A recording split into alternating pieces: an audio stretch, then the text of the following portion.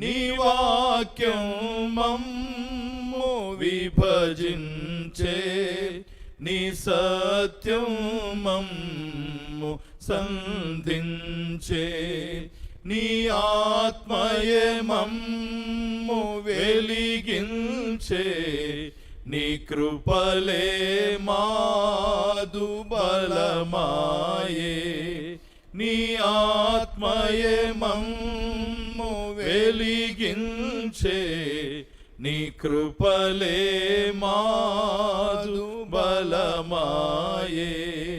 మహాదేవా మహోన్నతుడా, పరిశుద్ధత మాకు నీ చిత్తం, పరిపూర్ణత మాకు నీ సత్యం, పరిశుద్ధత మాకు నీ చిత్తం, పరిపూర్ణత మాకు నీ సత్యం.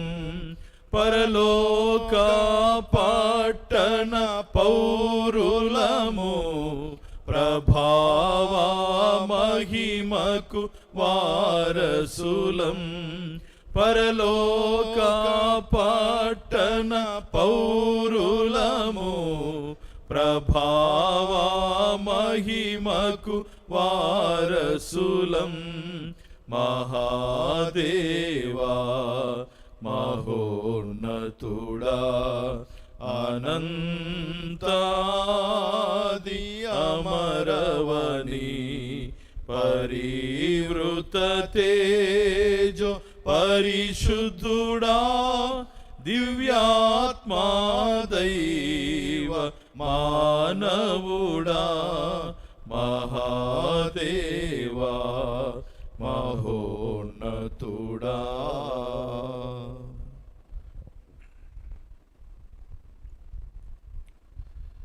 మనమందరం కలిసి 506వ కీర్తన, క్రైస్తవ సునాద కీర్తనలో యేసుతో నడువుమా సంగమా, యేసులో నిలువుమా సంగమా, యేసు కొరకు సాగుమా సంగమా అనే కీర్తన 506వ కీర్తన. యేసుతో నడువుమా సంగమా, యేసులో నిలువుమా సంగమా, యేసు కొరకు సాగుమా సంగమా, యేసే నీ సర్వమని ఎరుగుమా, యేసుతో నడువుమా సంగమా, యేసుతో నిలిచేవో సంఘమా, యేసుకు ప్రతికూలముగా నిలుతువా, యేసుతో నిలిచేవో సంఘమా, యేసుకు ప్రతికూలముగా నిలుతువా, ఏదేని లోపముని కుండినా,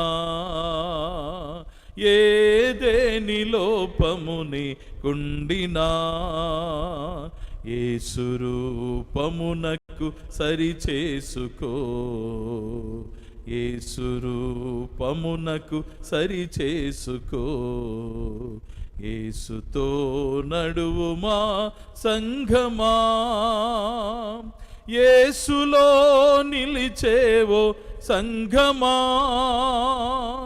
మాసిన నీ జీవితము కడుగుమా, యేసులో సంఘమా, మాసిన నీ జీవితము కడుగుమా, యేసు ఆత్మలోన నివసించుమా, యేసు ఆత్మలోన నివసించుమా, వాసికెక్కి ప్రభు కొరకై సాగుమా, వాసికెక్కి ప్రభు కొరకై సాగుమా, యేసుతో నడువుమా సంఘమా,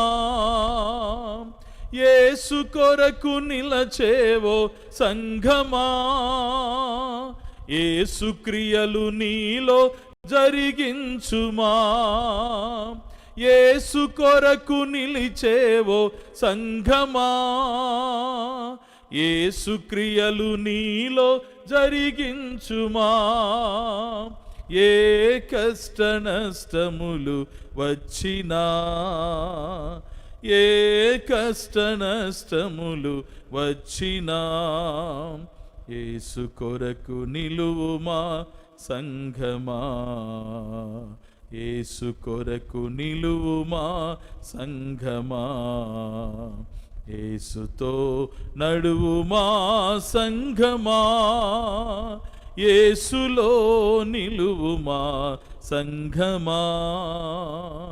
యేసు కొరకు సాగుమా సంఘమా, యేసేని సర్వమని ఎరుగుమా, యేసేని సర్వమని ఎరుగుమా. యేసుతో నడువుమా సంఘమా.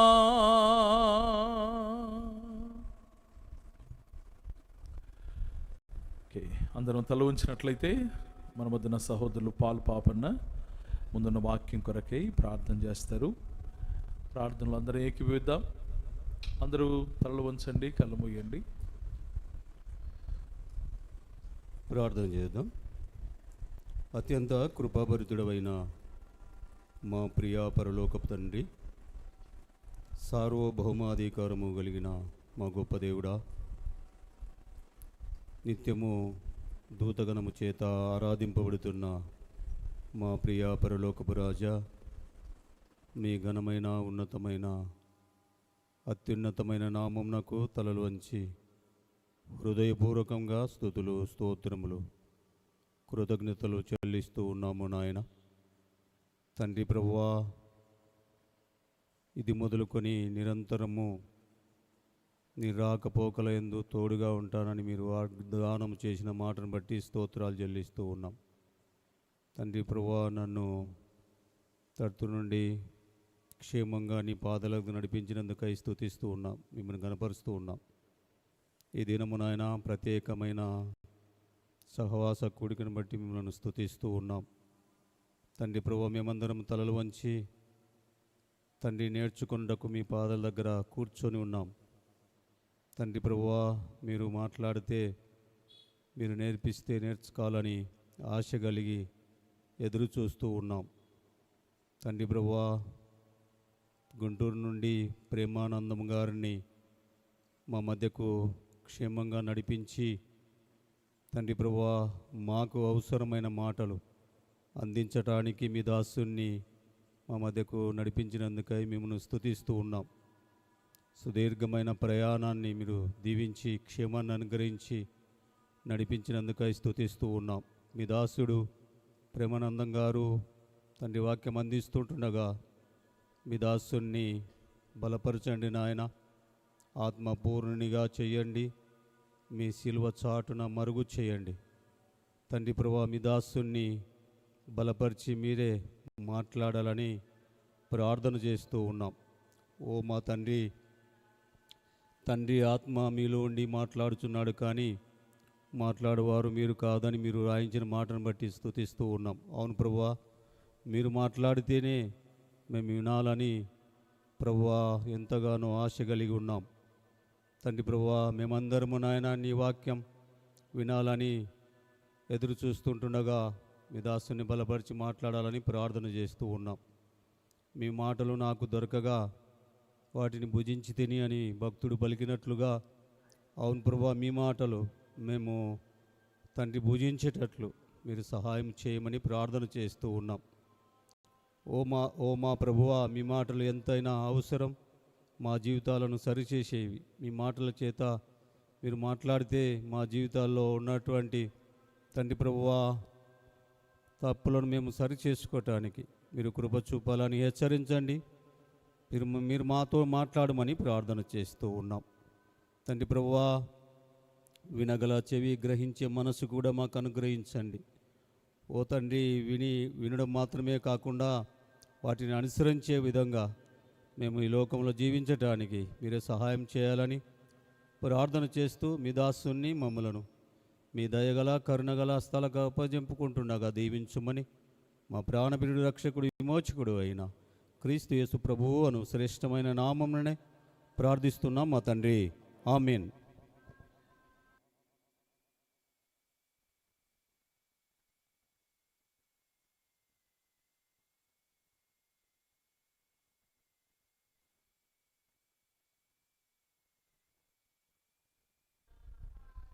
క్రీస్తునందు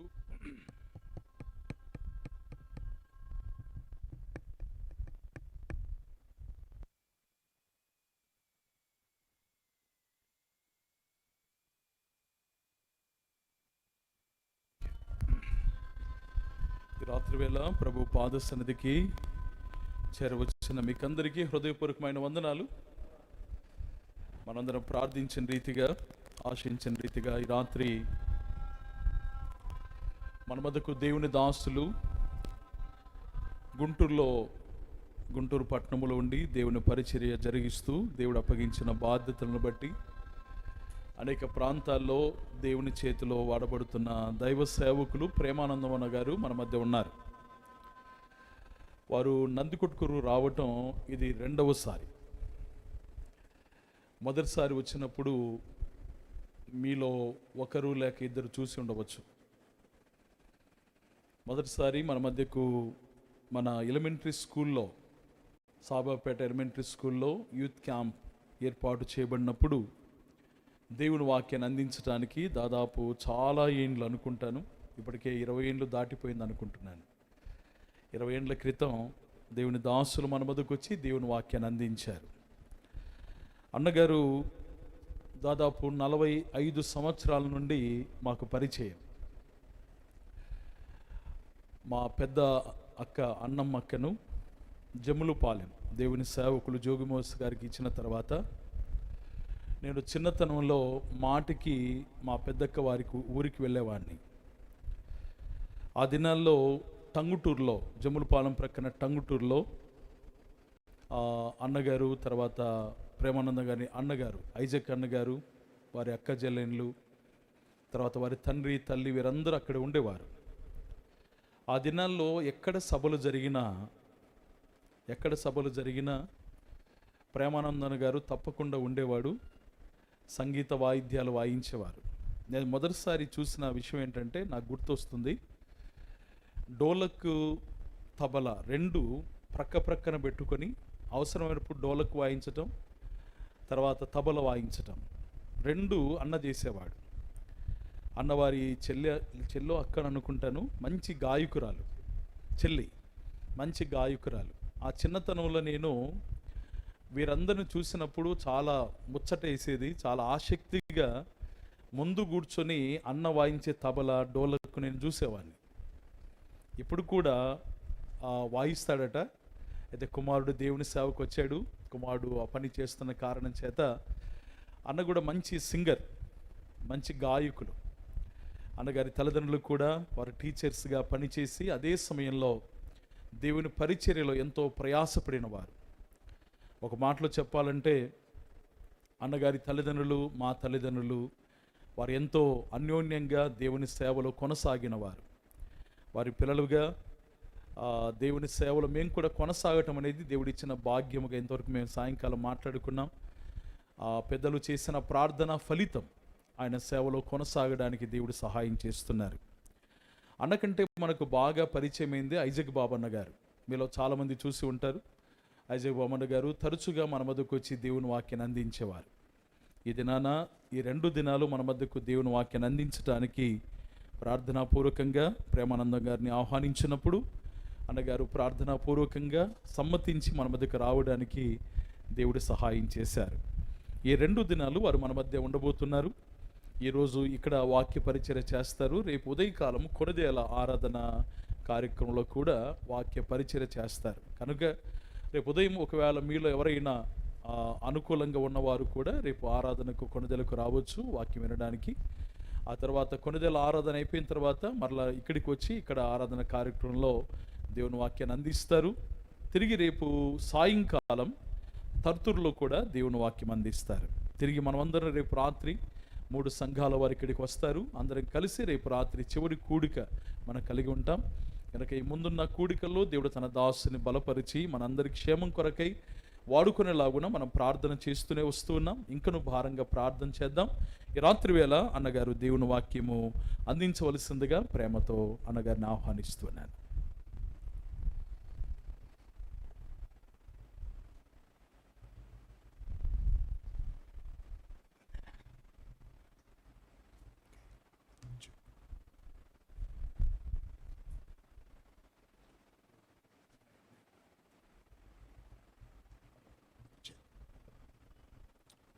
చాలా సంతోషం. అంతకుముందు నన్ను చూసిన వాళ్ళు ఒకసారి చేతులు పైకి ఎత్తండి. తర్వాత వందనాలు చెప్తాను. ఒక్కటి ఇంతే, ఒకళ్ళిద్దరే. ఓకే, ఈరోజు చూసిన వాళ్ళు ఓకే, ఇంకెప్పుడు చూడకూడదు అనుకునేవాళ్ళు అట్టట్లు ఎవరు లేరుగా. చాలా సంతోషం. మీ అందరికీ చాలా వందనాలు. మీతో కూడా కలిసి సహవాసం చేయడానికి దైవ సేవకులు జాన్ జాషువా గారు ఆహ్వానించటం, మీతో ఉండటానికి ప్రభు అనుకూలత ఏర్పాటు చేశారు. మీకు డేట్ ఇచ్చిన తర్వాత మా సంఘంలో సడన్గా ఈరోజు ఓ మీటింగ్ జరుగుతూ ఉంది. రిటైర్మెంట్ ఫంక్షన్, అలాగే వాళ్ళ ఇంట్లో మ్యారేజ్ అయితే రిసెప్షన్.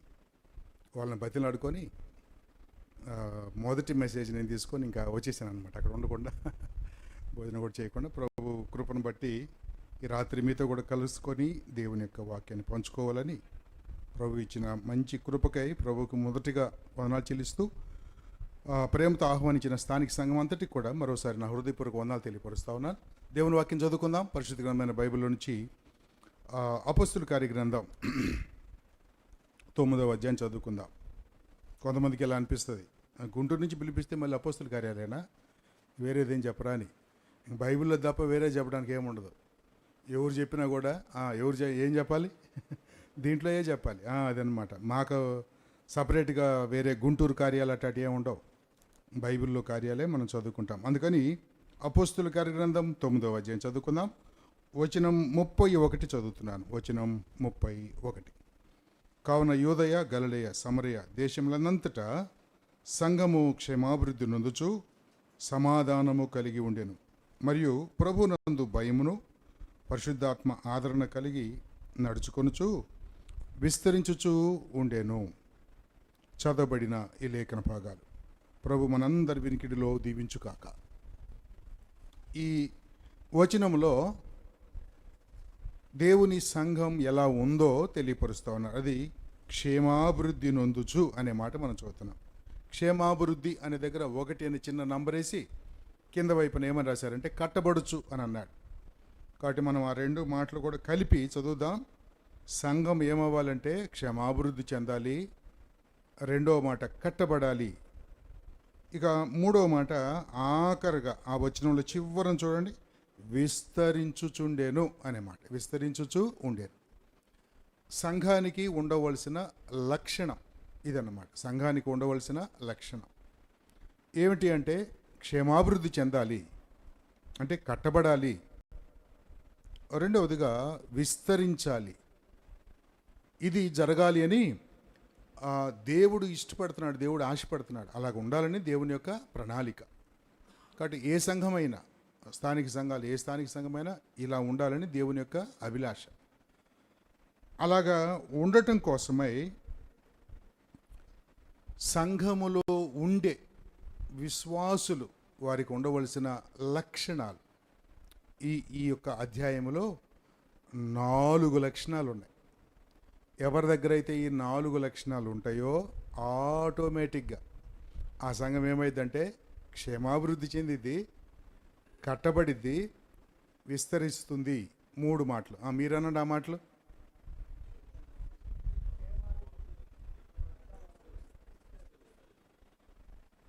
అంటే మీరందరు కలిపి పలికితే అంత పెద్దగా వస్తుందా? మళ్ళీ నేను అంటాను, అన్న తర్వాత మళ్ళీ మీరందరూ కానీ ఒక మాట చెప్పి వాక్యం చెప్తా. ఎందుకంటే ఈ దేవుని పరిచర్యలోకి రాక మునుపు అన్నగారు చెప్పినట్టుగా ఐజక్ బాబు అన్న మేమిద్దరం ఒంగోలులో ఒక స్కూలు పెట్టి నడిపించాం. విజ్ఞాన భారతి పబ్లిక్ స్కూల్ అని ఒక స్కూలు నడిపించాం. నా సబ్జెక్టు మ్యాథమెటిక్స్ అనే కారణం చేత నేను 10th క్లాస్ వాళ్ళకి మ్యాథ్స్ చెప్తాను. ఒంగోలు టౌన్లో ఉండే అన్ని స్కూల్ పిల్లలు నా ట్యూటోరియల్లో ఉంటారు. నా క్లాసులో మ్యాథమెటిక్స్ క్లాసులో 200 మంది పిల్లలు కూర్చుంటారు. 200 మంది పిల్లలకి ఒక్కసారే లెసన్ చెప్తాను. నేను ఒక్కసారి చెప్పేస్తాను. మొత్తం ఇంత పెద్ద హాల్లో కూర్చుంటారు 200 మంది బోర్డు మీద లెక్క చెప్తాను. అందరిని గమనిస్తా. నా లెక్క చెప్పే పద్ధతి ఇలా ఉంటుంది. నేను లెక్క చెప్పేటప్పుడు ఎవ్వరు పెన్ను క్యాబ్ తీయటానికి లేదు. క్యాబ్ తీసేవాడు ఈ పగిలిపోద్ది అనమాట. ఇంకా అంటే నేను చెప్పేటప్పుడు రాయకూడదు, నోట్స్ కూడా తెరవకూడదు, టెక్స్ట్ బుక్ మాత్రమే తెరిచిపెట్టుకోవాలి. లెక్క చెప్తాను. చెప్పిన తర్వాత ఏం చేస్తానంటే, అరే అర్థమైందా బాబు అని అడుగుతా. అంటే మొహమాట అనుకో దేనికో కానీ అంటారు అందరూ. అన్న తర్వాత గబగబా బోర్డు మీద వేసిన లెక్క అంతా తుడిపేసి వేసుకోండి, ఇప్పుడు రాసుకోండి అంటాను. ఇప్పుడు రాసుకోండి అంటే ఎవరు రాసుకోరు. అంటే అర్థమైనట్టే ఉంటుంది కానీ అది మొత్తం మళ్ళీ వేసుకోవడానికి కుదరదు. అందుకని అర్థమైందా అంటే కాలేదు మళ్ళీ చెప్పండి అని చెప్పించుకోవాలి. అలాగా అట్ట అలవాటు పడిపోయాను నేను ఆ పిల్లలతోటి. అట్లా వాళ్ళకి పూర్తిగా లెక్క వస్తే వాళ్ళకి రావాలి అన్నది నా హృదయాభిలాష. ఛాలెంజ్ చేసేవాడు అనమాట. అసలు భయంకరమైన మొద్దోడు, ఈడికి 10వ తరగతి దాటి అవతలకి వెళ్ళడు, వాడికి లెక్కలు రావు గనక అని ఎవడన్నా అట్లాంటి కేసు నాకు ఇస్తే ఐసీయూ కేసు అనమాట. దాన్ని నేను సాల్వ్ చేసి వాడిని ఎట్టగట్టు ఇంటర్మీడియట్లో నెట్టేసేవాడిని. కరెక్ట్గా 36 మార్కులు వచ్చేటట్టు చేసేవాడిని. సో అప్పుడు అంటే నా మనసు ఎట్లుంటుందంటే, మనం ఏం చెప్తున్నామో అది ఎదురు వాళ్ళకి అర్థం కాకపోతే చెప్పడం వేస్ట్ కదా అని అనిపించింది అనమాట. అటు నుంచి ఇటు వచ్చి పడ్డాను, ఎటు సేవలోకి వచ్చి పడ్డాను. అది పోలా ఇంకా ఏది నేను చెప్పేది అందరికి అర్థమవుతుందా లేదా అని. అక్కడైతేనేమో బెత్తం తీసుకొని కొట్టేవాళ్ళం, ఇప్పుడు ఇక్కడ కొట్టడానికి లేకుండా పోయింది. ఇది ఒక పెద్ద కొట్టడం కానీ జరిగిందంటే మనల్ని ఎత్తి బయటేస్తారు కదా అది. కానీ మీకు ఆ వాక్యం అర్థం అవ్వాలి అన్నదే మెయిన్ మనసు నిండా ఉంటుందన్నమాట. అందుకని వినేవాళ్ళు ఎవరైనా సరే, మీకు తెలుసో తెలీదో, వాక్యం చెప్పేవాళ్ళు అందరికంటే ఎక్కువగా వింటారు. నేను నా మెసేజ్లు చాలా విని ఆశీర్వాదం పొందాను, దీవెని పొందాను. అక్కడ మనము చదువుకొని వెళ్తాం కానీ మాట్లాడించేది ప్రభు. ఇందాక అన్నగారు ప్రార్థన చేసినప్పుడు కదా ఆ మాటలే చెప్పారు. అందుకని దేవుని యొక్క వాక్యం మనము వింటున్నామంటే వింటున్నాం కాకుండా దాని హృదయానికి హత్తుకున్నట్టుగా వినాలి. అందుకని మనం ఒక మాట పలుకుతున్నామంటే అది మనకి రావాలి, వస్తే చాలా బాగుంటుంది. ఇప్పుడు చూడండి ఆ 3 మాటలు ఏమున్నాయి? క్షేమాభివృద్ధి, సంఘం కట్టబడటం, విస్తరించటం అనే 3 పదాలు ఉన్నాయి కదా. అవి మీరు కానీ మళ్ళీ పలికారనుకో, పలికితే నాకు అనిపించింది ఒరే నేను చెప్పేది బాగానే అర్థమవుతుందని. వాక్యం అంతా అయిపోయిన తర్వాత అర్థం కాలేదనుకోండి కదా, ఎంత విచారం కదా. మనం అరిచి 2 గంట కేకలు పెట్టిన తర్వాత ఏమి ఎక్కకపోతే ప్రయోజనం ఉండదు. అయితే నేను మాత్రం అస్సలు అర్థం కాకుండా ఇంటికి పంపించే పని ఉండదు. మీకు తెలుసో తెలీదో, మొదటి నుంచి మళ్ళీ చెప్తాను. 9 to 10 అయితే అంతే. ఇంకా 10 కల్లా మనం ఇంటికి వెళ్ళిపోతాం. అలా వద్దు, ముందు చెప్పినప్పుడు ఈయన నేర్చుకుంటాం అయ్యా అంటే నాతో పాటు మీరు పలుకుతూ ఉండండి, ఓకేనా? రైట్. ఇప్పుడు చెప్పండి ఆ 3 మాటలు. క్షేమాభివృద్ధి, కట్టబడటం, విస్తరించటం.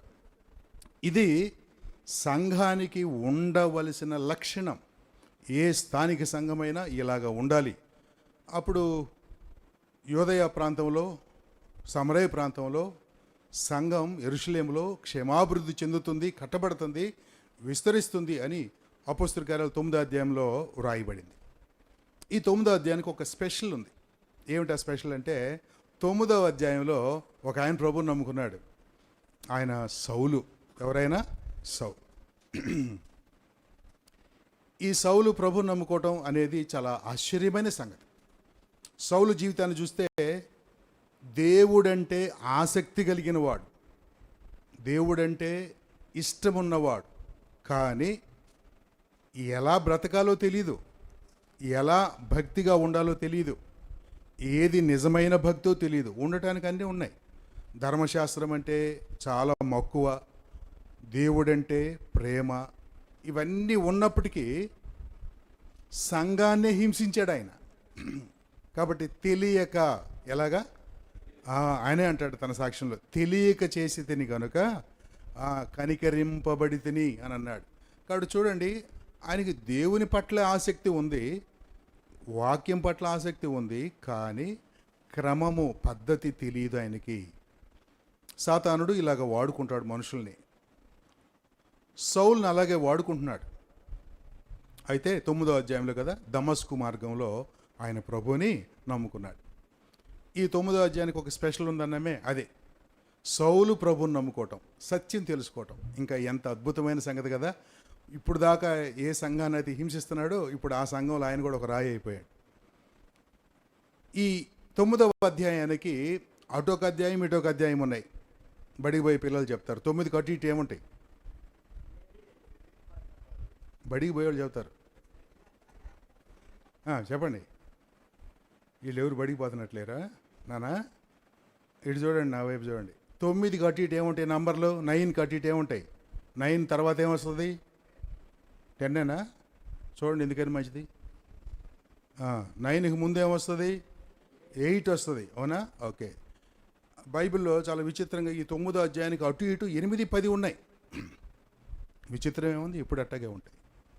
కానీ ఇక్కడ ఉండటం చాలా విచిత్రం అన్నమాట. బైబిల్లో ఇలా ఉండటం, అపోస్తల కార్యాలు మరి ముఖ్యంగా 8వ అధ్యాయం, 9వ అధ్యాయం, 10వ అధ్యాయం దేవుడు ఈ వరుసలో పెట్టడం అనేది చాలా అద్భుతం. ఏమిటి అద్భుతం అని అంటే, 8వ అధ్యాయంలో కూడా ఒక ఆయన ప్రభుని నమ్ముకుంటాడు, 8వ అధ్యాయంలో కూడా ఒక ఆయన నమ్ముకున్నాడు. మనందరికీ తెలిసిందే, ఊరికి గుర్తు చేస్తాను. ఎవరైనా ఇథియోపియా దేశం నుంచి ధనాగారం మీద మంత్రిగా ఉన్న ఆయన కదా, ఆయన కూడా ప్రభుని నమ్ముకుంటాడు. యెరూషలేము ఆరాధన చేయడానికి వచ్చి గుర్రం మీద, రథాలు అంటే కారులో వచ్చాడు అనమాట. అప్పట్లో కారు అంటే అదే, గుర్రాలు రథాలు.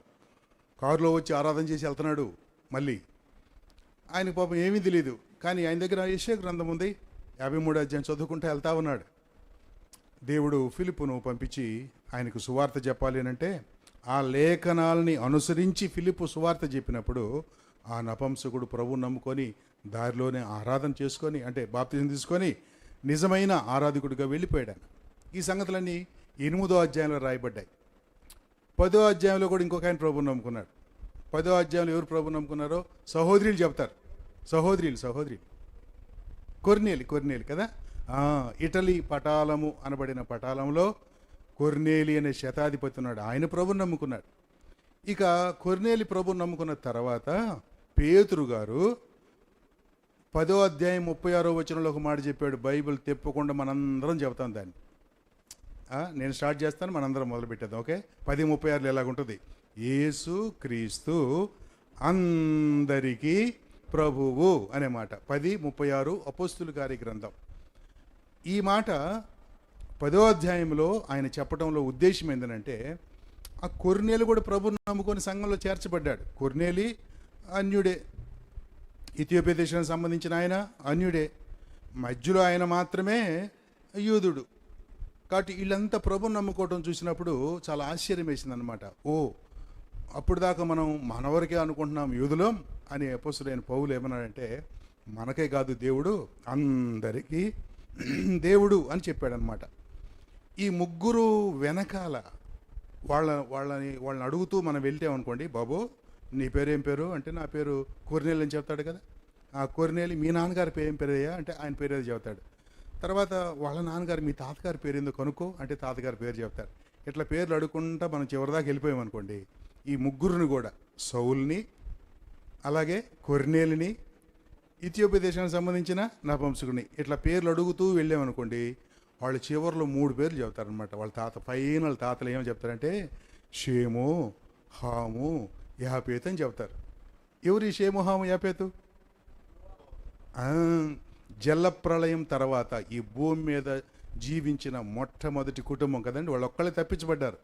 ఆ నోవాహుకు 3 కుమారులు. ఆ 3 కుమారుల్లో ఒక ఆయన పేరు షేమ్, ఇంకొక ఆయన పేరు హాము, ఇంకొక ఆయన పేరు యాపేతు. అప్పుడున్న చిన్న ప్రపంచం, నోవాహు దినాల్లో ఇంత పెద్ద ప్రపంచం లేదు, ఇంత జనాభా లేరు, చిన్న ప్రపంచం అంటే భూమి మధ్యలోనే కొద్దిమందే ప్రజలు ఉండేవాళ్ళు.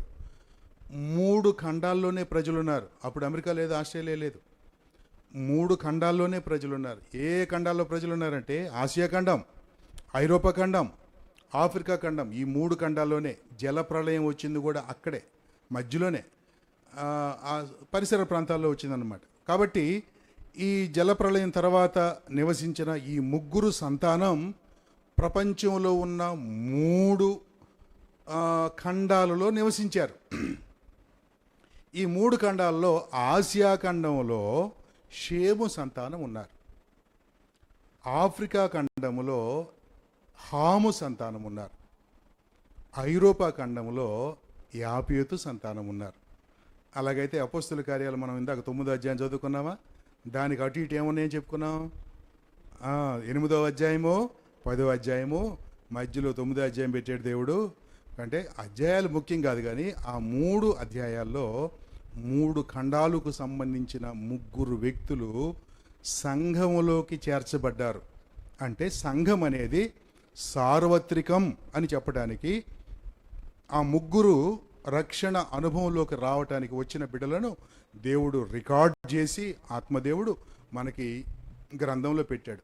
అప్పుడు మనం తెలుసుకోవాల్సిన అద్భుతమైన సంగతి ఏంటంటే, ఆయన ఎవరిని త్రోసివేసేవాడు కాదు. అన్ని రాష్ట్రాలలో, అన్ని ప్రదేశాలలో, అన్ని చోట్ల, అన్ని భాషలో అందరినీ దేవుడు ఏకరీతిగా ప్రేమిస్తున్నాడు. ఎందుకు ఈ మాట చెప్పాల్సి వస్తుందంటే, ఆ దినాల్లో యూదులు తప్ప ఎవరు దేవుని ఆరాధన చేసేవాళ్ళు కాదు. వాళ్ళ దగ్గరే గ్రంథం ఉండేది, మా దేవుడు అనేవాళ్ళు వాళ్ళు.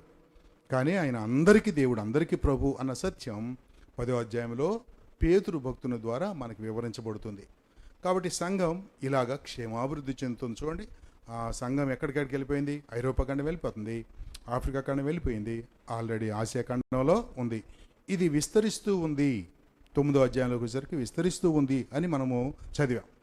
ఇలా సంఘం విస్తరించాలి అని అంటే సంఘములో ఉన్న వ్యక్తులకి 4 ప్రాముఖ్యమైన లక్షణాలు, ఈ 4 లక్షణాలు సంఘములో ఉండాలి.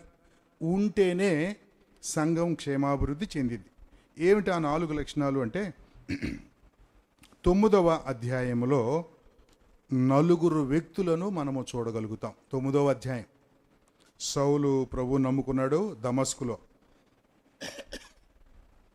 అక్కడ ఆయన గుర్రం మీద వెళ్తూ పట్టపగలే సూర్యకాంతిలోనే దానికి మించిన కాంతి ఆయన మీద పడగా కళ్ళు మాడిపోయి గుర్రం మీద నుంచి కింద పడిపోయాడు. దేవుడు ఆయనతో ఆ రోజు దర్శనమిచ్చాడనమాట. సౌలుకి దర్శనమిచ్చాడు. గుర్రం మీద కింద పడిపోయి కళ్ళు కనిపించకపోతే ఎవరో పట్టుకొని ఊర్లోకి తీసుకెళ్ళిపోయారు. ఒక ఇంట్లో ఉన్నాడు, ఆయనకి ఏం చేయాలో అర్థం కావట్లేదు. అందుకని దేవుడు ఇప్పుడు సౌలుని ప్రభువులోకి ఎలాగ నడిపించాలో ఆ విషయాలు తెలిసిన ఒక శిష్యుడు ఉన్నాడు, ఆయన పేరు అననీయ. అందుకని దేవుడు అననీయని పిలిచాడు. పిలిచేటప్పుడు ఇలా పిలిచాడు, అననీయా అని అన్నాడు. ఏమన్నాడు?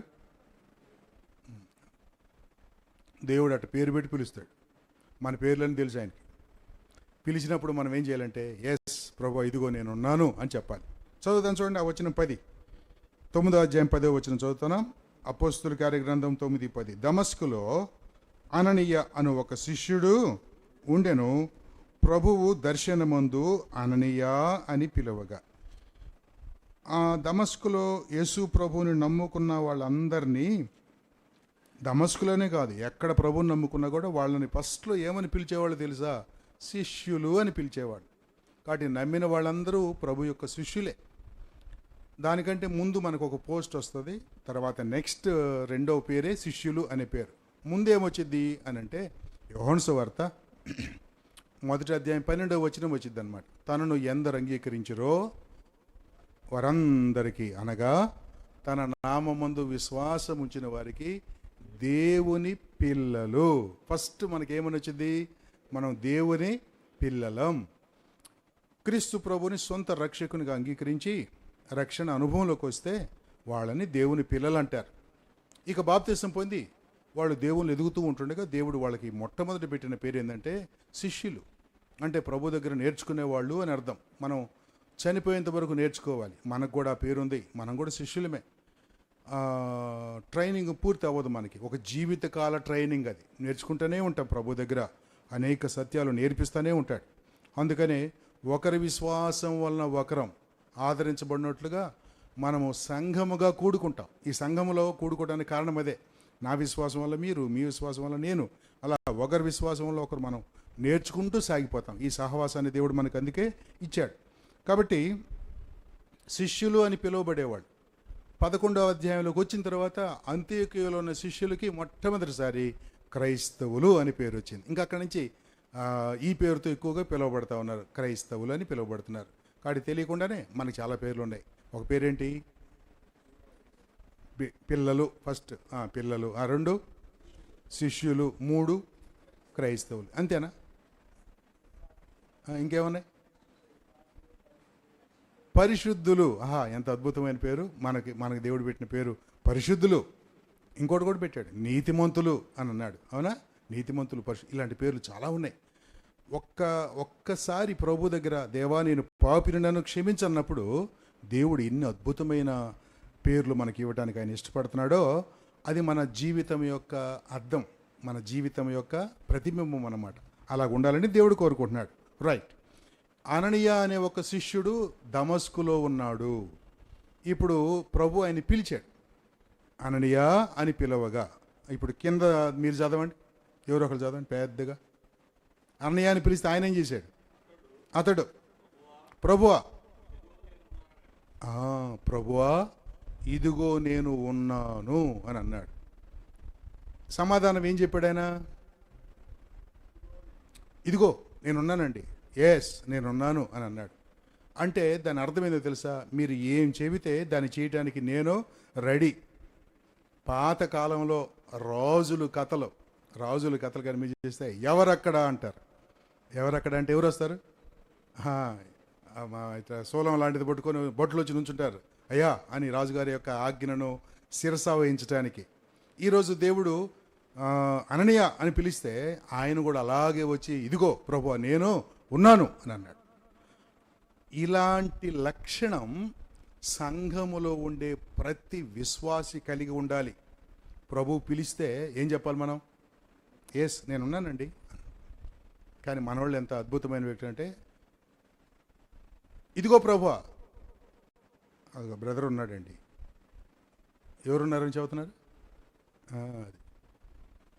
ఎవరక్కడ ప్రేమానందం అన్నాను అనుకోండి, అయ్యా అదిగో సుబ్బారావు గారు ఉన్నారండి అంటే ఏంది అర్థం? నాకేం చెప్పాకనైనా ఇతను చెప్పదలుచుకుంటే ఆయనకి చెప్పు అని అర్థం. ఈ లక్షణం ఉంటే సంఘం క్షేమాభివృద్ధి చెందదో, సంఘం కట్టబడదో, సంఘం విస్తరించదో. ఆ రోజుల్లాగా ప్రతి ఒక్కళ్ళని దేవుడు ఇప్పుడు వచ్చి పిలుస్తూ ఉండడు. ఇప్పుడు మనల్ని పిలుచడానికి దేవుడు పాస్టర్ గారిని పెట్టాడు. పాస్టర్ గారు పిలుస్తాడు. ఇప్పుడు ఎవరు పిలుస్తారు?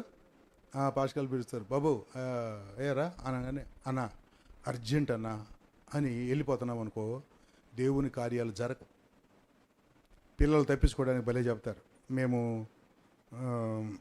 యవనస్తుల మధ్య పరిచయం చేసే రోజుల్లో కాలేజీకి వెళ్ళి వాకింగ్ చెప్పేవాళ్ళం. కాలేజీకి వెళ్ళి వాకింగ్ చెబుతుంటే మమ్మల్ని చూడగానే ఇంకా వాళ్ళు ఇష్టం ఉన్న వాళ్ళు వస్తుంటారు, లేని వాళ్ళు పారిపోతుంటారు. కొంతమంది తప్పించుకోవడానికి వీలు లేకుండా ఎదురుకు వచ్చేస్తారు. ఇంక తప్పదు. తమ్ముడు 2 నిమిషాలు నీతో మాట్లాడాలనుకుంటా అన్న, ప్రాక్టికల్స్ అన్న అంటాడు. వాడు చదివేది BA. BAకి ప్రాక్టికల్స్ ఉంటాయా? ఉండవు.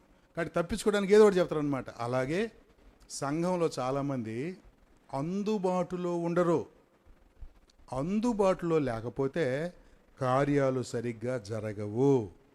ఎవరక్కడ అంటే భటులు ఎలాగైతే రాజు దగ్గరికి వస్తారో, దేవుడు ఏ కార్యమైనా మనకి ఇస్తున్నాడు అంటే, ఏ పనైనా మనకి చెప్తున్నాడంటే, అసలు మనం తెలుసుకోవాల్సిన అద్భుతమైన సంగతి ఏంటంటే ఆ పని నీకు చెప్పటం అది గొప్ప భాగ్యం.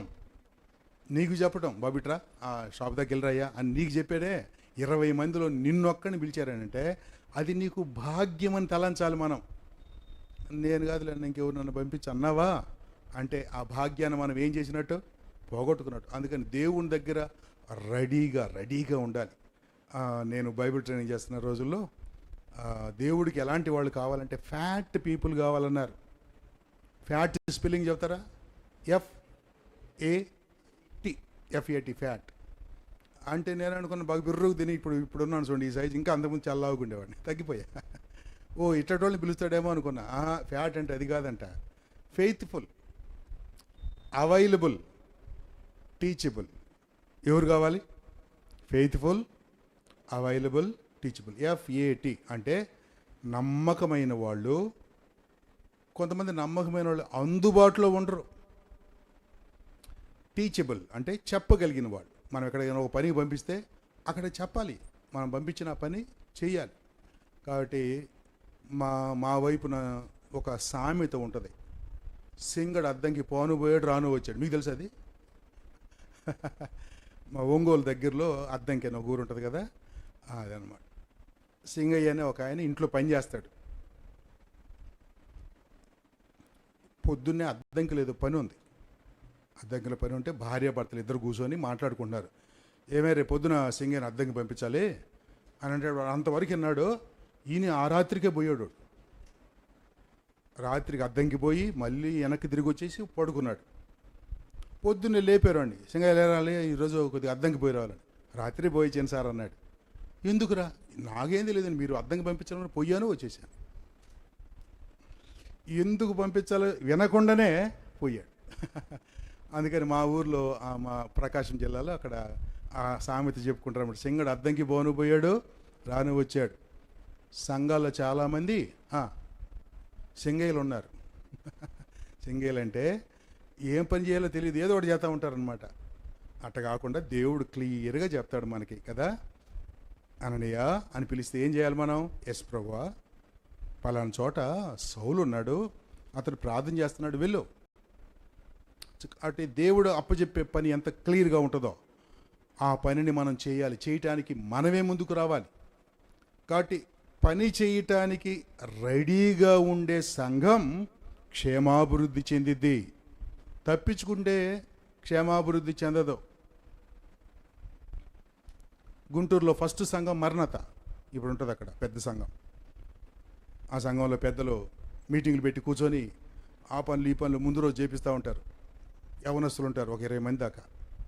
ఒక్కళ్ళు కూడా ఖాళీగా ఉండరు, తిరుగుతూనే ఉంటారు, అటు ఇటు అటు ఇటు తిరుగుతుంటారు. ఎవరిని చూసినా బిజీకి వెళ్తుంటారు, వస్తూ ఉంటారు. వాళ్ళకి ఇంతవరకు ఏ పని చెప్పకుండానే తెగ తిరుగుతుంటారు. వాళ్ళు పైకి కిందకి మెట్లెక్కి మళ్ళీ అటు రూమ్లోకి పోయి బయటకు వచ్చి ఎవరిని పిలిచినా రారు, ఏదో బిజీకి తిరుగుతుంటారు. ఇంతకు ఏందిరంటే ఏం చేయరు వాళ్ళు. ఏం చేయకుండా ఇంత బిజీ ఏందిరా అని ఒకరోజు అందరిని కూర్చోబెట్టి ఏం చేస్తున్నారా మీరంటే, ఏం లేదు అంకులు, పైన నీళ్ళు వేసారు చూసి వస్తున్నా, ఈ బయట ఈడు ఉన్నాడు లేదని వీడి కోసం పోయా అట్ట అంటారు తప్ప ఒక్క పని కూడా సరిగ్గా చేయరు. ఇంకొక అరగంట కల్లా టిఫిన్ వస్తుంది అన్నమాట, దానికోసం రెడీగా ఉంటారు. ఆయన అనేవాడు 20 మంది ఉన్నారు 2 పనులు చేయలేదురా. కాబట్టి సంఘాల్లో చాలామంది చాలా బిజీగా తిరుగుతుంటారు కానీ ఏ పని అవ్వదు. అయ్యా బాబు అమ్మ వినండి, పని చెబితే ఆ చక్కగా ఆ పనిని మనం పూర్తి చేయాలి. ఏం చెప్తారా అని ఎదురు చూడాలి. దేవుని సంఘంలో పని ఉంటుంది. ఇంకొక మాట చెప్పేసి మనం ముందుకెళ్ళిపోతాం, ఓకేనా? పని లేని వాళ్ళకి సంఘంలో అసలు ఏ పని లేదు. నాకు ఏ పని లేదనుకోండి, నీకు అసలు సంఘంతో పని కూడా లేదు. పని చేసేవాళ్లే సంఘంలో ఉండాలి. పని అందరికీ పని ఉంటుంది. పని లేనోళ్ళు కొంతమంది అప్పుడప్పుడు ఎంత నవ్వు వచ్చిందంటే, ఎంత బిజీగా మీటింగుల టైంలో పనులు జరుగుతుంటే కొంతమంది చక్కగా సంకలో బయలు పెట్టుకొని నిదానంగా నడుచుకుంటూ వచ్చి వందనాలంటే వందనాలు అన్నయ్య, అయిపోయిందా, వస్తే వెళ్ళొస్తానన్నయ్య వందనాలు. వాళ్ళకి అసలు ఏమంటారు ఆతృత, ఆ తొందర, ఆ కష్టం, ఆ ఇబ్బంది ఏముండదు. హాయిగా సంకలో బయలు పెట్టుకొని వచ్చి అందరికి వందనాలు చెప్పి హాయి ఇంటికి వెళ్ళిపోతారు. అట్టుండదు దేవుని సంఘం అంటే. సంఘంలో ప్రతి ఒక్కరూ పని కలిగి ఉండాలి. ప్రతి అవయవానికి ఎలాగ పని ఉందో ఈ శరీరంలో ఉండే ప్రతి ఒక్కరికి ఏముంటుంది? తప్పకుండా పని ఉంటుంది. సంఘంలో కూడా పని ఉంటుంది. నీకు ఏ పని లేదని అనిపిస్తే అడగండి. పని చెప్పేవాళ్ళ దగ్గరికి వెళ్ళండి, అయ్యా నేను ఏం చేయాలని అడగండి. అడిగితే చాలా పనులు ఉంటాయి. అడగకుండా తిరిగితే ఏ పని ఉండదు. కాబట్టి నీకు ఏ పని ఏమి చెక్కట్లేదంటే అడిగితే ఎన్ని పనులు వస్తాయో తెలుసా, అవన్నీ చేయాలి. కాబట్టి సంఘంలో రెడీగా ఉండేవాళ్ళు కావాలి. పని చేయటానికి రెడీగా ఉండేవాళ్ళు కావాలి. సౌలు దాకా వెళ్ళగలగాలి. అననీయ సౌలు దాకా వెళ్ళి ఆయన రక్షణలోకి నడిపించాడా? రక్షింపబడిన తర్వాత కదా సౌలు చేసిన పని అంత అద్భుతం. క్రొత్త నిబంధనలో 27 పుస్తకాలు ఉన్నాయి. హాఫ్ చేయండి, 27లో సగం ఎంత? 13.5. ఒక అర తీసి ఒక పక్కన ఎట్టగట 13 ఒక బ్యాచి, 14 ఒక బ్యాచి. పౌలు గారు 14 పుస్తకాలు ఒక్కడే రాశాడు. చూసారా, ఒక్కడే క్రొత్త నిబంధనలో 14 సగం కంటే ఎక్కువ పుస్తకాలు ఆయన రాశాడు. ఆయన అలాగా దేవుని చేత వాడబడాలంటే అననీయ లాంటి వాళ్ళు ముందుకెళ్ళి ఏం చేయాలి? వాళ్ళని ప్రభువులోకి నడిపించాలి, రక్షణలోకి నడిపించాలి. కాబట్టి అననీయ లాంటి రెడీగా ఉండేవాళ్ళు కావాలి దేవునికి. ఒక ప్రశ్న వేసుకొని మనం తర్వాత వచనంలోకి వెళ్దాం. ప్రశ్న వేద్దాం. పక్కోళ్ళు ఎదురికి అనండి, నువ్వు రెడీ అని అడగండి అడగండి అడగండి, ఏం పర్లేదు. అది అంతే, అడగట ఆయన అడగండి. మీరు అడగట్లేదు, నేను అందరం చూస్తూ ఉంటాను. అది చెప్పి నా క్లాసులో 200 మంది ఉంటారు, అందరం చూస్తూ ఉంటాను నేను. అడగండి, నువ్వు రెడీనా అని అడగండి. ఆన్సర్ చెప్పాకండిలే రెడీనా అని అడుగుతున్నారంటే కదా, అట్లా నేరుగా అడిగితే కదా, అమ్మో నేను రెడీగా ఉన్నాను లేదో నేను మనకి భయం వేసింది కదా. ఇదే ప్రశ్న దేవుడు అడిగితే, బాబు అమ్మా అయ్యా నువ్వు రెడీనా, పని చేయడానికి రెడీనా అని అడిగినప్పుడు ఎస్ ప్రభువా అని చెప్పగలిగి ఉండాలి. అప్పుడు సంఘం క్షేమాభివృద్ధి దాటిపోదాం. ఎన్ని లక్షణాలు ఉండాలని చెప్పాను? 4 లక్షణాలు. ఎన్ని అయిపోయినాయి ఇప్పుడు? 3 కదా? ఒకటేనా? ఇంతసేపు ఒకటేనా? అయితే గబగబా వెళ్ళిపోతాం. చూడండి, ఒక లక్షణం రెడీగా ఉండవలసిన లక్షణం ఒకటి. వచనం 26. వచనం 26 చూడండి. అప్పుడు అతడు యెరూషలేములోనికి వచ్చి శిష్యులతో కలుసుకున్నటకు యత్నము చేసెను గాని అతడు శిష్యుడని నమ్మక అందరూ అతనికి భయపడిరి. అతడు అంటే సౌలు. అయితే బర్నబా అతనిని దగ్గర తీసి అపోస్తుల యొద్దకు తోడుకొని వచ్చి అతడు త్రోవలో ప్రభువును చూసిననియు ప్రభు అతనితో మాట్లాడిననియు అతడు దమస్కులో యేసు నామమును బట్టి ధైర్యముగా బోధించిననియు వారికి వివరముగా తెలియపరిచెను. ప్రభు నమ్ముకున్న తర్వాత ఆయన యెరూషలేము వచ్చాడు. సౌలు వస్తే యెరూషలేములో ఎవరు ఒక్కళ్ళు కూడా వందనాలు చెప్పలే ఆయనకి. అందరి దగ్గర పోతున్నాడు, అయ్యా వందనాలండి వందనాలు అంటున్నాడు సౌలు. వందనాలు లేదు, గిందనాలు లేదు, మెల్లకుండా నువ్వు అట్టగే బిగుసుకుపోతున్నారు ఆయన చూస్తే. ఎందుకంటే అంతకుముందు సంఘాన్ని ఏం చేశాడు? ఆయన హింసించాడు. కొంతమంది అయితే తలుపు కొడుతున్నాడు, వాళ్ళకి తెలుసు అనమాట. ఆయన తలుపు కొడుతున్నాడు, తలుపు తీస్తున్నారు, ఎదురుగా సౌలు గుండె పగిలిపోతుంది, గబక్కని తలుపేసి గడిపెట్టేస్తున్నారు. యెరూషలేములో సౌలు చాలా నిరాశ పడిపోయాడు. ఎంత నిరాశ అంటే అంతకుముందే చాలా గౌరవంగా ఉండింది, ఇప్పుడు అసలు గౌరవం లేదు, ఏం లేదు, ఎవరు పడుచుకోవట్లా, ఒకళ్ళు వందనాలు కూడా చెప్పట్లా. ఈ సంగతిని చూశాడు బర్నబా. చూసి పౌలు దగ్గరికి వెళ్ళి భోజనం మీద చేసి, దిగులు పడిపోకు వెళ్దారా అని శిష్యుల దగ్గరికి తీసుకెళ్ళి జరిగిన సంగతి అంతా చెప్పాడు. అప్పుడు శిష్యులు ఆయన్ని చేర్చుకున్నారు. బర్నబా లేకపోతే పౌలు మళ్ళీ యెరూషలేము వైపు చూసేవాడు కాదు, నిరాశ చెందేవాడు. నిరాశ పడిపోకుండా కొంతమంది భుజం తట్టేవాళ్ళు కావాలి, బలపరిచేవాళ్ళు కావాలి, ప్రోత్సహించేవాళ్ళు కావాలి. చిన్న పని చేసినా వాళ్ళకి అది చాలా పెద్ద పనిలాగా ఉంటుంది. మా ఇల్లు కట్టుకుంటుంటే నేను చిన్నోడిని, 2వ తరగతో 3వ తరగతో ఇటుకలతో గోడలు కడుతున్నారు. అప్పుడు అంత మట్టి గోడలు ఉన్న రోజుల్లో మేము ఇటుకలతో గోడ కట్టుకుంటున్నాం. ఇటుకలు తోలారు, అవి కొంచెం దూరంగా ఉంటే అక్కడి నుంచి ఇక్కడికి మోస్తూ ఉంటే ఐజక్ అన్న నాకంటే పెద్దోడు, 6 సంవత్సరాలు పెద్ద ఆయన, నాకంటే 6 years పెద్దోడు. ఆయన బాగా 10 ఇటుకలు అట్ట మోస్తూ ఉన్నాడు. నేను నిక్కరేసుకుని ఇట్లా చేతులు 2 వెనక పెట్టుకొని నుంచొని చూస్తూ ఉన్నా. మా నాన్న అన్నాడు, రే ఈ ఇంట్లో నీకేం భాగం లేదన్నాడు. ఇంట్లో బాగలేదంటే ఎందుకు అని అంటే, అన్నయ్య చూడు అటు ఇటుకలు మోస్తున్నాడు, నువ్వు మొయ్యకుండా పెట్టుకుండా కూర్చున్నావు, పని చేసిన వాళ్ళకి దీంట్లో భాగం అన్నాడు. అనేసరికి నాకు రోషం వచ్చేసింది. వెళ్ళాను గబగబా. అక్కడ పోతే అన్ని ఇంతలా పొడుగు ఉన్న ఇటుకలు చాలా అటు ఇటు తీసిన తర్వాత అర్ర మొక్క చిక్కింది, ఒకటి సగం పగిలిపోయిన మొక్క.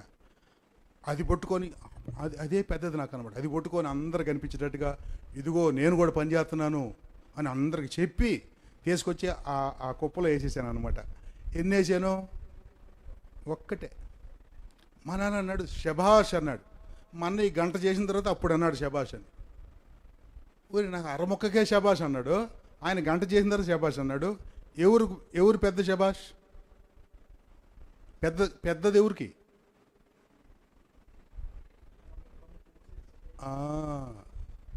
ఆయన 10 కాదు 20 మొయ్యగలిగినోడు, నేను మొయ్యలేనోడిని. అందుకని ఆ చిన్న మొక్కే నాకు తలకు పెంచిన భారం అన్నమాట. ఆ చిన్న చేసినప్పుడు మా నాన్న శబాష్ అంటే ఎంత పొంగిపోయానో. చర్చిలో కూడా పనులు జరుగుతూ ఉంటాయి. కొంతమందికి ఆ చిన్న మాట అవసరం ఉంటుంది, బాబు చాలా బాగా చేస్తున్నావు అని. ఇందాక నేను వచ్చేసరికి బజార్లో 5-6 చీపుర్లు ఉన్నాయన్న. బజార్లో ఉన్నాయి చీపుర్లు, అవి వేరే వాళ్ళ చేతిలో ఉన్నాయి. ఊడుస్తూ ఉన్నారు. మన ప్రియ సహోదరులేనా, మనోళ్ళేనా బ్యాచ్? ఊడుస్తూ ఉన్నారు. చూడండి, సాయంత్రం మీటింగ్ ఉంది, అన్ని ఆకులు రాలిపోయినాయి. ఎవరు చెప్పారో మరి ఆ పని, కానీ సహోదరులు చాలామంది ఆ రోడ్డు అంతా క్లీన్ చేస్తూ ఉన్నారు. ఎంత అద్భుతమైంది. ఇప్పుడు వాళ్ళకి ఏం కావాలో తెలుసా? వాళ్ళకి బిర్యానీ పొట్లాలు అవసరంలే, ఒక చిన్న మాటలే సూపర్ చేసి మంచి బాగా చేశారమ్మా అని అనగలిగేవాలి. ఇంకా అన్నీ అనాలంటే మళ్ళీ కుదరదు. అది కూడా మీరు మళ్ళీ అన్న అనలేదండి, అన్న అన్నీ ఆడంటాడు. తమ్ముడు ఉన్నాగాను. అందుకని ఈ రోజుకి నేనంట, ఇందాక బయట వచ్చేటప్పుడు చిమ్ముతున్నారే, సూపర్ మీరంతా. ఆ మాట ఏం చేసేది చెప్పండి? వాళ్ళకి తెలియకుండానే ఆనందం. భలే చిన్న పని కావచ్చు, చాలా బాగా చేశారమ్మా అని అంటే వాళ్ళు ప్రోత్సాహపడతారు, ఉత్సాహపడతారు.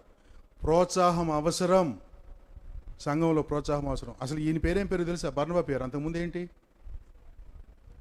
అంతకుముందు వేరే పేరు. వాళ్ళ అమ్మ నాన్న ఏసేపు అని పెట్టుకున్నారు. శిష్యులు ఈయనకి బర్నబా అనే పేరు పెట్టుకున్నారు. ఏసేపు వాళ్ళకి నచ్చల. ఈయన గుణలక్షణం ఏంటంటే అందరినీ ప్రోత్సహించటం, ఆదరించటం, హెచ్చరించటం. అందుకని శిష్యులు పెట్టుకున్న పేరు బర్నబా. పేరుకు తగ్గట్టుగానే సౌలును ఆదరించిన కారణం చేత సౌలు తర్వాత రోజులు కదా దేవుని చేతలు ఎంత బలంగా వాడబడ్డాడు. దేవుడు అలాగా ఆదరించి ప్రోత్సాహపరిచే వాళ్ళు సంఘంలో ఉండాలని దేవుడు కోరుతున్నాడు. కొన్నిసార్లు కదా మనం అన్ని పనులు చేయలేకపోవచ్చు. చేసేవాళ్ళు మన కంటి ఎదురు కనిపించినప్పుడు ఏం చేయాలి? మనం ప్రోత్సహించాలి. చిన్న మాటే ప్రోత్సాహం అంటే, పెద్ద పని కాదు. ప్రోత్సాహం అంటే చిన్న మాట. ఆ మాట అని చూడండి వాళ్ళు ఎంత సంతోషపడతారో. పిల్లలు అప్పుడప్పుడు మా చర్చిలో బొమ్మ వేసుకొని వస్తాడు. అది ఏం బొమ్మ కూడా అర్థం కాదు, కానీ వా సూపర్ అన్నాం అనుకో, వాడు ఎంత సంతోషపడతాడో. కొన్ని దగ్గర మీటింగ్ల దగ్గరికి వెళ్ళినప్పుడు అన్నయ్య ఇదిగో అని ఇస్తారు కప్పులో. అమ్మ బాగున్నాయి అమ్మ కాఫీ అన్నాం అనుకో, అన్నయ్య అది టీ అన్నయ్య. విన్నారా? అర్థమైందా? అమ్మ కాఫీ చాలా బాగా చేశారమ్మా అని నేను అన్నాను తాగి. లేదన్నయ్య అది టీ అన్నయ్య అన్నారు అనుకోండి, అంటే అర్థమైంది. అది ఏందో నేను తెలుసుకోలేకపోయా. అవునా? నేను తెలుసుకోలేకపోవడం కదా, వాళ్ళంత సూపర్గా చేశారని అర్థం. అందుకని టీయో కాఫీ అట్ట అనకుండా అమ్మ చాలా బాగున్నాయి అనాలి, అంతవరకే. అది టీ పొరపాటున కాఫీ టీ అనుకో, వాళ్ళు ఎంత బాధపడిపోతారు. ఒకరోజు భోజనం చేస్తూ ఉంటే ఒక అక్క వచ్చింది. తింటా ఉన్నాం అందరం. తింటున్న వాళ్ళందరి ముఖాల్లో క్వశ్చన్ మార్క్. ఏం జరిగి ఉంటుంది, ఏం జరిగి ఉంటుంది, ఏం జరిగి ఉంటుంది అంటే ఏం జరగల. 2 సార్లు వేసారు ఉప్పు అంతే. ఒకసారి వేసారు, వేసిన సంగతి తెలియక ఇంకోసారి కూడా వేసారు. అది ఏం కూర అనుకుంటున్నారు? చేపల కూర. సరే పాపం రెండోసారి వేసిన సంగతి వాళ్ళకి తెలియదు, వాళ్ళు ఒకసారి అనుకుంటున్నారు. వడ్డిచ్చారు. వాళ్ళు ఏం కోరుకుంటారంటే మెప్పు కోరుకుంటారు. ఎట్టుంది ఎట్టుంది అంటే ఒక్క మాటగానే బాగుందమ్మా అని అంటే వాళ్ళు చాలా సంతోషపడతారు. కానీ అది రావట్లా బయటికి, ఎందుకంటే ఇది లోపలికి పోవట్లా. అది లోపలికి పోతే ఆ మాట బయటకు వచ్చేది.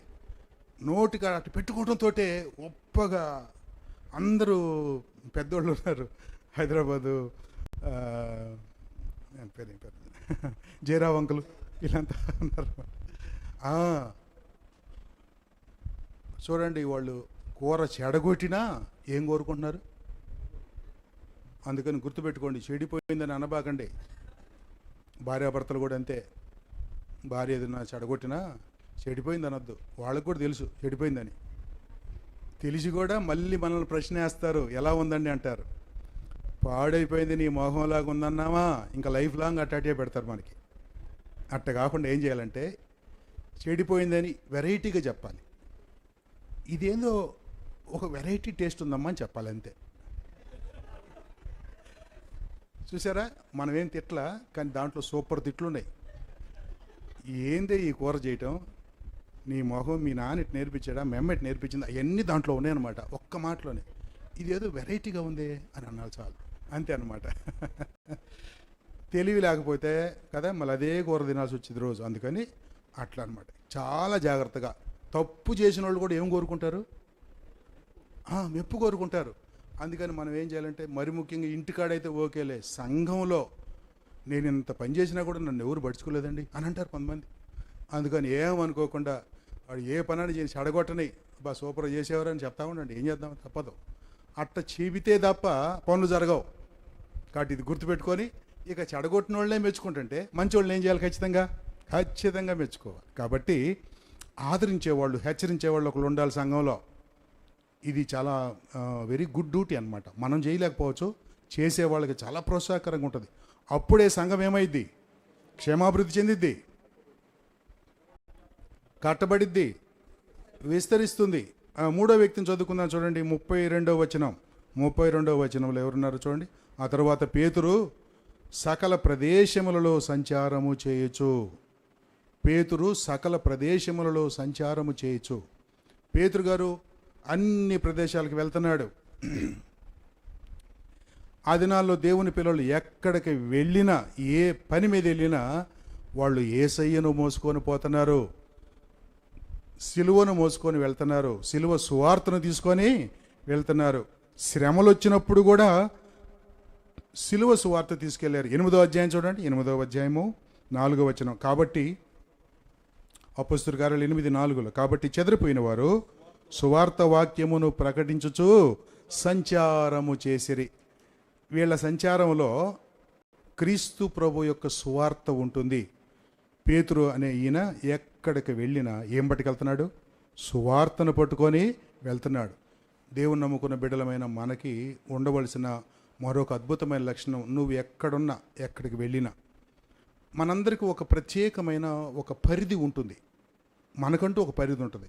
చూడండి, ఒక ఆయన ఆఫీసులో పనిచేస్తున్నాడు. ఆ ఆఫీసులోకి నువ్వు వెళ్తావు కానీ మేము రాం. కాబట్టి అక్కడుండే ఒక 10 మందో 20 మందో వాళ్ళు నీ సర్కిల్లో ఉన్న వాళ్ళని అర్థం. అక్కడికి యేసయ్యని ఎవరు తీసుకెళ్ళాలి? నువ్వు తీసుకెళ్ళాలి. మేము రాలేము అక్కడికి. కాబట్టి మనకంటూ ఒక సర్కిల్, మన ఫ్యామిలీ మెంబర్స్, మన బంధువులు, మన స్నేహితులు ఉంటారు. అక్కడికి నువ్వు వెళ్తావు, నేను రాలేను. ఆ స్నేహితుల దగ్గరికి వెళ్ళేటప్పుడు ఎవరు ఉండాలి మన మీద?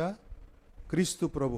యెరూషలేముకు ప్రభు వచ్చేటప్పుడు ఆ గాడిద ఎలాగైతే యేసయ్యను మోసుకెళ్ళిందో, మనం ఎక్కడికి పోయినా ఏం చేయాలి? మన ప్రభువుని మోసుకొని వెళ్ళాలి. సువార్త అంటే ప్రభువుని గురించిన వార్తే. యేసయ్యని గురించి నువ్వు ఏం చెప్పినా పర్వాలేదు, యేసు ప్రభుని గురించి నువ్వు ఏమన్నా చెప్పు, అది సువార్త అవుతుంది. అందువల్ల సువార్త ప్రకటన అనేది మన ద్వారా జరగాలని దేవుడు కోరుకుంటున్నాడు. ఏ సంఘంలో అయితే వ్యక్తిగతమైన సువార్త ఉంటుందో ఆ సంఘం విస్తరిస్తుంది. చాలామందికి ఉన్న ఒక అపోహ ఏంటంటే, సువార్త పాస్టర్ గారే చెప్పాలి, లేదా ఒకళ్ళిద్దరు పెద్దలు వాళ్ళే చెప్పాలి, మనం ఊరికే ప్రేక్షకుల్లాగా ఉంటామని అనుకుంటున్నారు. నో, అందరూ సువార్త చెప్పాలి. మనమందరము క్రీస్తు ప్రభుకి సాక్షులము. అయినను పరిశుద్ధాత్మ మీ మీదకి వచ్చినప్పుడు మీరు యెరూషలేములోను యోదయ సమరయ దేశములనంతటా భూ దిగంతముల వరకు నాకు సాక్షులై ఉందురు. అపొస్తలుల కార్యాలు 1వ అధ్యాయం 8వ వచనంలో ఆ మాట ఉంటుంది. అలాగైతే మనందరం కూడా నమ్మిన మనమందరం ఆత్మ దేవుని కలిగిన వారం కనుక ఆయన మనలో ఉంటే మనం చేయాల్సిన పని ఏందో తెలుసా? ప్రభుని గురించి సాక్ష్యమో చెప్పాలి. ఇది మన ద్వారా జరగాలని కోరుకుంటున్నాడు. ఎవరైతే సువార్తను వాళ్ళ నోటి ద్వారా చెప్తారో ఆ సంఘం క్షేమాభివృద్ధి చెందిద్ది, ఆ సంఘం కట్టబడుతుంది, ఆ సంఘం విస్తరిస్తుంది. కాబట్టి మన సంఘం క్షేమాభివృద్ధి చెందాలంటే, మన సంఘం కట్టబడాలంటే, మన సంఘం విస్తరించాలంటే నీ నోట ఎవరు మాట ఉండాలి? యేసయ్య మాట అనండి. నా నోట యేసయ్య మాట, నా నోట యేసయ్య మాట. కాబట్టి ఎప్పుడైతే మనం ఆ మాట పలుకుతామో అది సువార్త ప్రకటన. ఖచ్చితంగా కొన్ని ఆత్మలు ప్రభు దగ్గరికి వస్తాయి.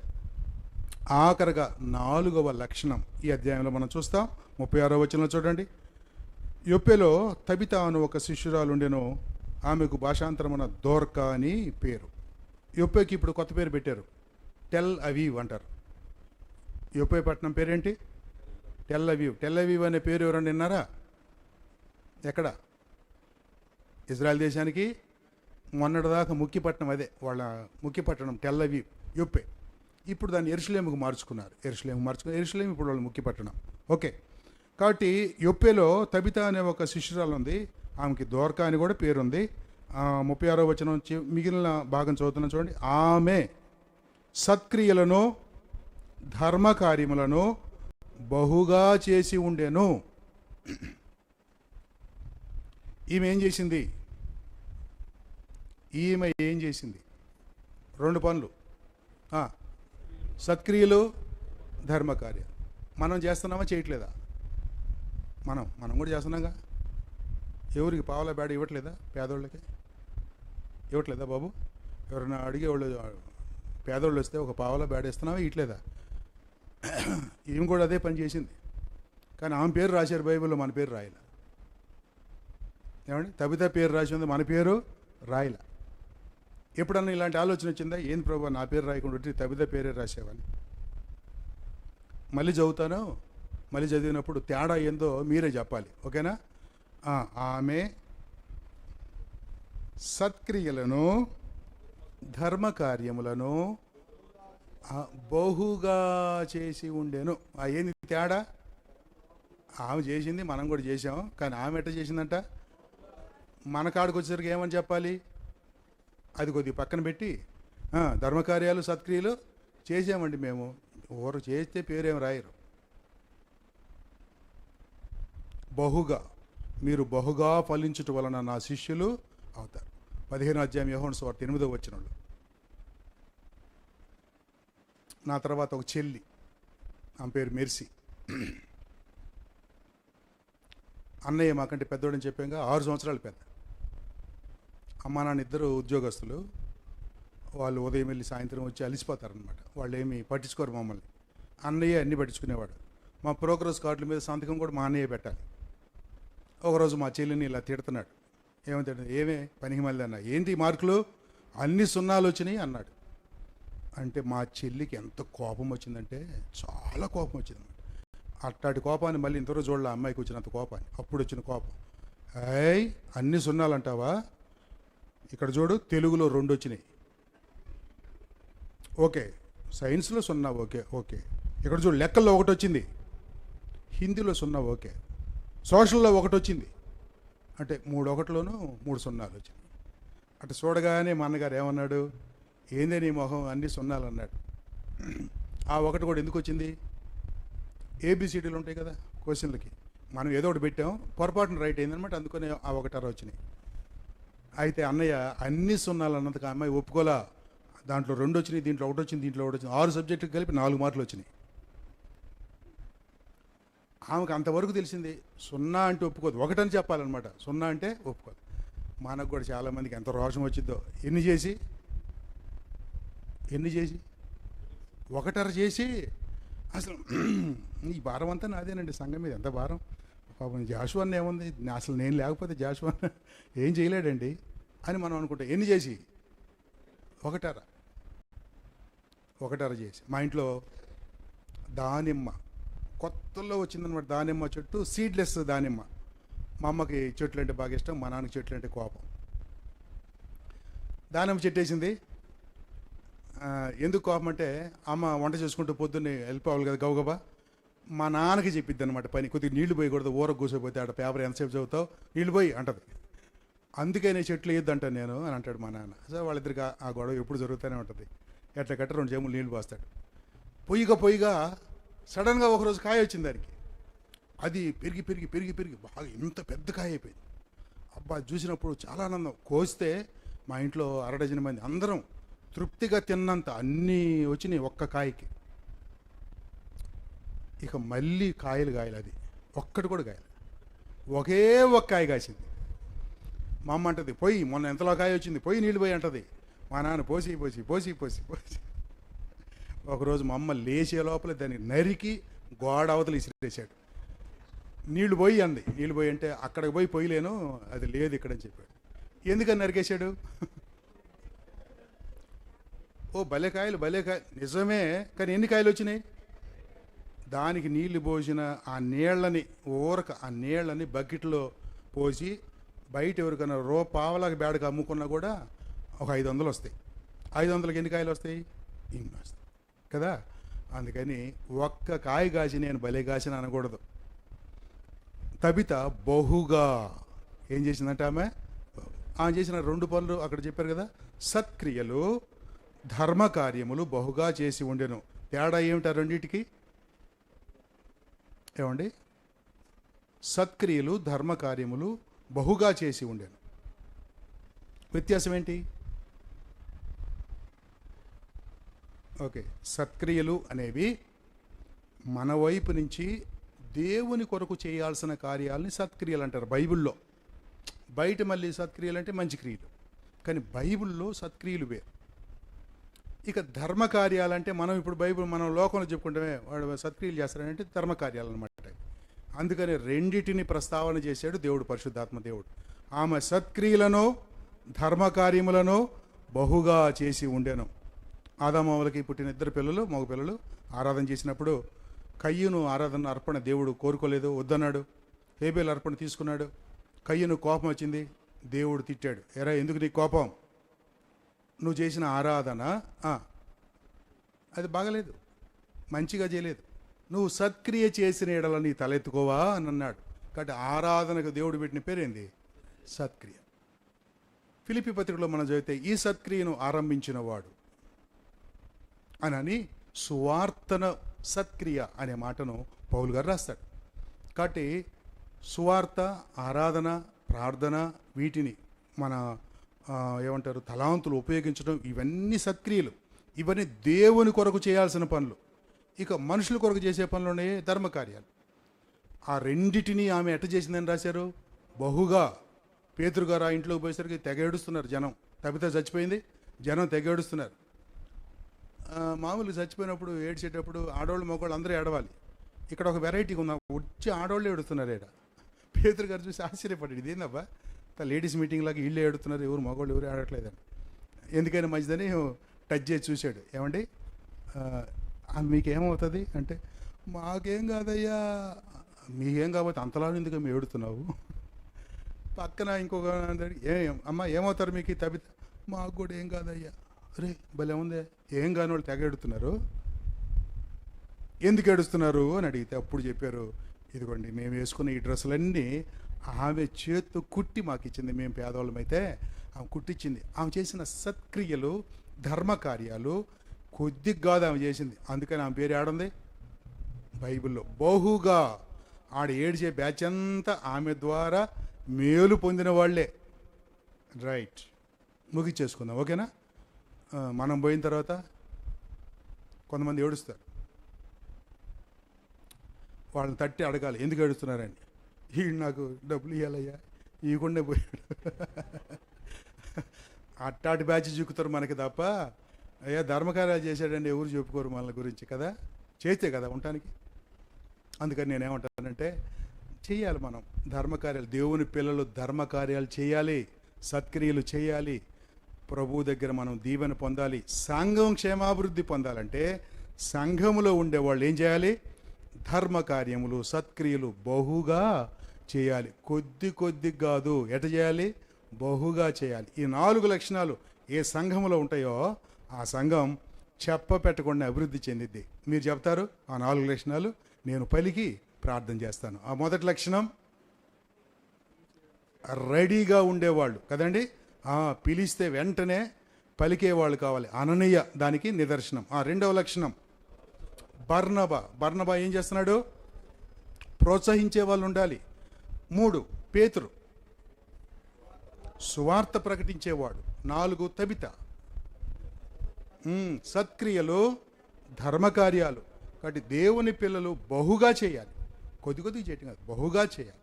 అంటే మనం ప్రశ్నించుకొని ఈ పనులు చేస్తే మన సంఘం క్షేమాభివృద్ధి చెందుతుంది, కట్టబడుతుంది, విస్తరిస్తుంది. అలాగ చేసి ప్రభువుకు మహింకరంగా మనం ఉందాం. 31వ వచనం మళ్ళీ చదువుతున్నాను. 31వ వచనం చూడండి. మనం చదివిన 31వ వచనం.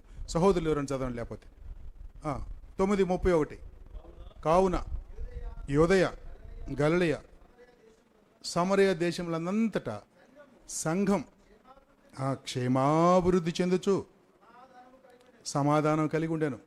మరియు ప్రభువునందు భయం పరిశుద్ధాత్మ ఆదరణయు కలిగి నడుచుకొనుచు విస్తరించుచు ఉండెను. ప్రార్థన చేసుకుందాం. తండ్రి స్తోత్రం, మీరు మాతో మాట్లాడిన ప్రతి మాటను బట్టి మిమ్మల్ని స్తుతిస్తూ ఉన్నాం. నీ గ్రంథంలో రాయబడిన ఈ సత్యాలు మా జీవితాలకు ఆశీర్వాదకరంగా దీవెనకరంగా మలచండి. ఒక సంఘం క్షేమాభివృద్ధి చెందాలి అంటే అందులో ఉండవలసిన లక్షణాలు, విశ్వాసులు ఏ లక్షణాలు కలిగి ఉండాలో ప్రాముఖ్యమైన 4 లక్షణాలు మేము చెప్పుకున్నాం. అలాంటి లక్షణాలు కలిగి మా సంఘ క్షేమాభివృద్ధిలో మేము కూడా మా వంతు కర్తవ్యాన్ని నెరవేర్తించడానికి కృపందిస్తారని, విన్న వాక్యానికి నీరుగట్టి ఫలింపు చేయమని మా ప్రభు మా రక్షకుడైన యేసు ప్రభు నామంలో స్తుతించి ప్రార్థిస్తున్నాము తండ్రి. ఆమేన్. Thank you.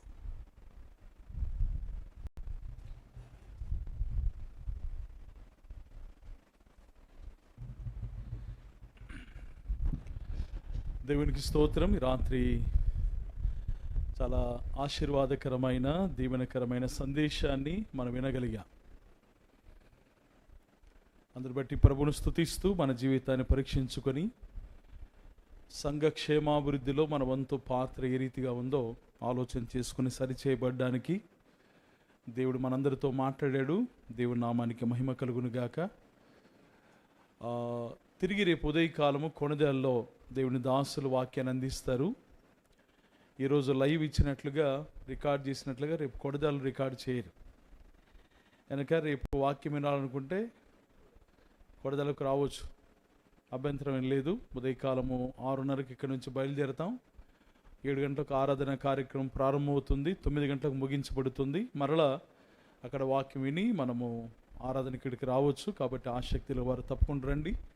రేపు సాయంకాలం కూడా తర్తూరులో వాక్య పరిచయం జరుగుతుంది. అక్కడ కూడా రికార్డింగ్ చేయరు. కాబట్టి రికార్డింగ్ చేయని స్థలాలకు ఏం చేయాలి? మనం రికార్డు బద్దలు కొట్టట్టు రావాలి. ఓకే, కాబట్టి మన రికార్డు ఎంత ఉందో మనకు తెలుసు. యాడికి రామని రికార్డు ఏం చేయాలి? రేపు మనమే దాన్ని ఏం చేయాలి? బద్దలు కొట్టాలి. కాబట్టి ఈ వాక్యాన్ని మనం అందరం విని ఆత్మ సంబంధమైన క్షేమాన్ని పొందడానికి రేపటి కార్యక్రమాల కోసం కూడా మనం తప్పక ప్రార్థన చేయవలసిన వారుగా ఉన్నాం. ఇంతటితో ఈ రాత్రి కూడిక ముగించబడింది. బయటి గ్రామాల నుండి వచ్చిన వారికి ఇక్కడ భోజనాలు ఏర్పాటు చేయబడ్డాయి. కాబట్టి అందరూ భోంచేసి వెళ్ళవలసిందిగా ప్రభు పేరిట మనవి. రేపు ఉదయకాలము 9:30కు సరిగ్గా ఇక్కడ ఆరాధన కార్యక్రమం ప్రారంభమవుతుంది కనుక ఈరోజు రాత్రి ఎవరైతే రాలేదో మీరు ఇంటికి పోయిన తర్వాత వాళ్ళకి ఏం చేయాలి? మీరు అంటియాలా?